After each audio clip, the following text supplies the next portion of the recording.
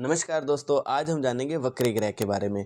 ये सूर्य ग्रह सभी ग्रह सूर्य की परिक्रमा लगा रहे हैं एंटी क्लॉकवाइज, और जो चंद्र है वो पृथ्वी का चक्कर लगा रहा है। जहाँ पर पृथ्वी और चंद्रमा की जो रेखा काटती है उसी को ही राहु और केतु कहते हैं। यहाँ पर जो बिंदु बन गई है, ऊपर वाले बिंदु को राहु, नीचे वाले बिंदु को केतु कहते हैं, क्योंकि ये छाया ग्रह है, कोई ग्रह तो है नहीं। इस पॉइंट को ही राहु केतु कहते हैं। तो ये समझ गए। अब वक्री किसे कहते हैं? जब किसी ग्रह की चाल थोड़ी धीमी हो जाए और हमें ऐसा प्रतीत हो कि वो पीछे जा रहा है, उसी को हम वक्री कहते हैं। जैसे ये हमारी पृथ्वी है, ये ग्रह है। जब पृथ्वी की चाल थोड़ी तेज हो जाए और ग्रह की चाल थोड़ी धीमी हो जाए तो हमें ऐसा प्रतीत होगा कि वो ग्रह पीछे जा रहा है, उसी को हम वक्री कहते हैं।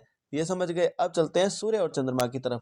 ये कभी भी वक्री नहीं होते, ये मार्गी होते हैं। मार्गी का मतलब हमेशा आगे जाते हुए दिखाई देते हैं। जब हमारी पृथ्वी सूर्य के अराउंड घूमती है तो कभी भी सूर्य पीछे जाता हुआ दिखाई नहीं देगा, क्योंकि पृथ्वी जितना भी घूमे हमेशा सूर्य ही सूर्य दिखाई देगा। उसे ऐसा नहीं होगा कि सूर्य पीछे जा रहा है, तो ये हमेशा मार्गी रहता है। और चंद्रमा हमेशा मार्गी रहता है। चंद्रमा क्यों मार्गी रहता है? जैसे ये हमारी पृथ्वी है, ये चंद्रमा है, तो चंद्रमा की गति बहुत ज़्यादा तेज है, बहुत ज़्यादा स्पीड गति से चलता है। जैसे हमारी मन की गति होती है वैसे ही चंद्रमा की गति होती है। जैसे हम मन से सोचते हैं कि हम ऑस्ट्रेलिया पहुंच गए, कनाडा पहुंच गए होते तो हम अपने घर पर ही है, यानी चंद्रमा को मन का प्रतीक कहा गया है। जैसे मन की गति है वैसे ही इसकी गति, यानी इसकी गति बहुत ज़्यादा तेज है।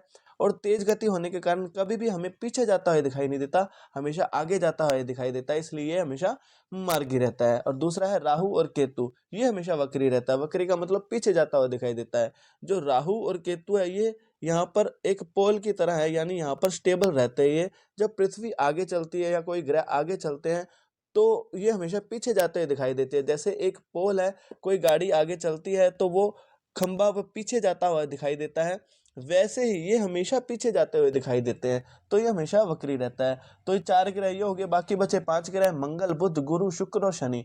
ये मार्गी भी हो जाते हैं और वक्री भी हो जाते हैं।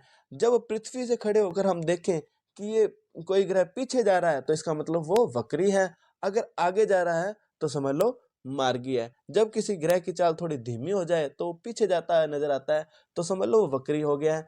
और चाल सही है तो वो मार्गी होता है। अब वक्री का फल क्या होता है? जब कोई ग्रह बहुत अच्छा बैठा है अपनी कुंडली में तो समझ लो आपके लिए अच्छा है, वो 3 गुना आपको बहुत अच्छा फल देगा। लेकिन आपकी कुंडली में अगर वो बहुत बुरा बैठा है कोई ग्रह तो समझ लो आपकी परेशानियां बढ़ने वाली है, वो 3 गुना आपको बुरा फल देगा। लेकिन राहु और केतु से ऐसा कुछ नहीं है। अगर मान लो आप कहो कि राहु और केतु तो वक्री रहते हैं, ये तो 3 गुना अशुभ या शुभ फल देंगे, तो ऐसा नहीं है। राहु केतु की तो चाल ही ये हमेशा वक्री रहते हैं, इसलिए जो सामान्य फल देना होता है उसे वही सामान्य फल देता है। ऐसा नहीं है वक्री होने के कारण वो 3 गुना अशुभ या 3 गुना शुभ फल देंगे। तो मुझे उम्मीद है आपको ये चैप्टर समझ लग गया होगा। तो आज के लिए बस इतना ही, तब तक के लिए जय श्री राम।